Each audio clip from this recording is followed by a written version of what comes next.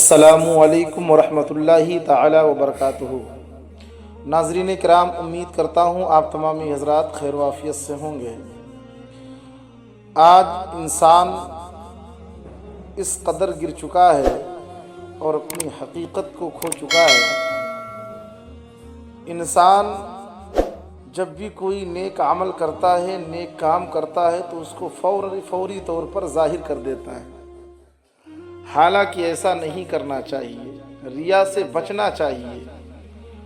آج اگر تھوڑی سی عمل کسی کے ساتھ کر دیا جائے، اگر کسی غریب کی مدد کر دے انسان، یا کسی مریض کی عیادت کے لیے چلا جائے، یا کوئی اور اچھا عمل کر دے تو فوری طور پر تصویر کشی کر کے سوشل میڈیا پر فوری طور پر وائرل کر دیا جاتا ہے کہ میں نے یہ کام کیا ہے۔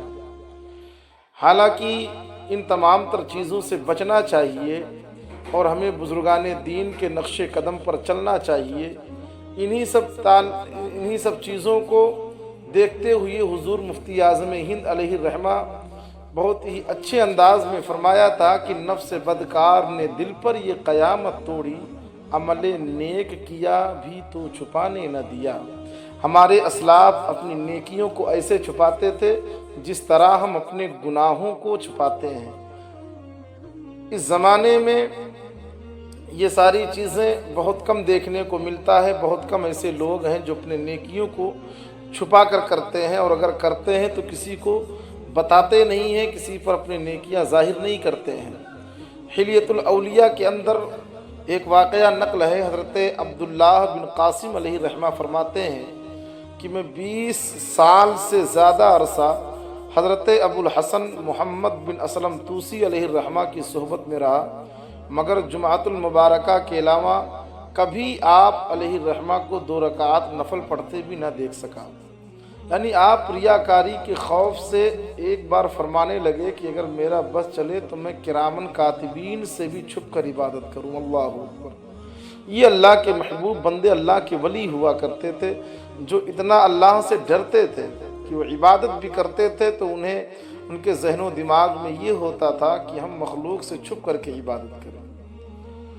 آپ علیہ الرحمہ پانی کا کوزہ لے کر اپنے کمرے خاص میں تشریف لے جاتے اور اندر سے دروازہ بند کر لیتے تھے۔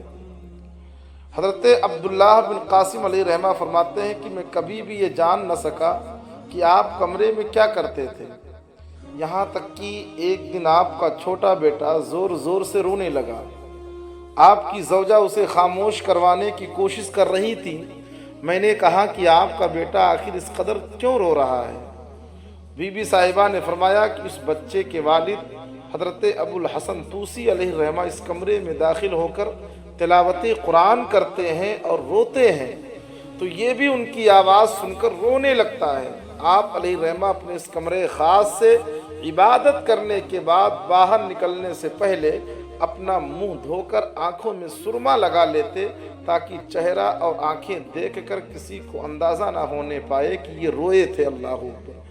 یہ ہمارے بزرگ تھے جو عبادت کرتے تھے اللہ کی، تو اس قدر چھپ کے کرتے تھے اور گریہ وزاری کرتے تھے، قرآن کی تلاوت کرتے تھے تو آنکھوں سے آنسو نکلتے تھے، اللہ کی بندگی کرتے تھے تو روتے تھے، لیکن اپنے رونے کو اس طریقے سے چھپاتے تھے کہ کوئی جان نہ جائے کہ میں رات میں رویا ہوں، میں عبادت کرنے میں رویا ہوں۔ ہمیں بھی چاہیے کہ ہم بھی عبادت کریں تو جو ہے ریا سے پاک ہو کر کے عبادت کریں، دکھاوے کے لیے نہ کریں، اور اللہ کی بارگاہ میں وہی عبادت قابل قبول ہے جو ریا سے پاک ہو، دکھاوے سے پاک ہو۔ اللہ تبارک و تعالی ہم سبوں کو ریاکاری سے بچنے کی توفیق عطا فرمائے، نیک عمل کرنے کی توفیق عطا فرمائے۔ السلام علیکم ورحمۃ اللہ وبرکاتہ۔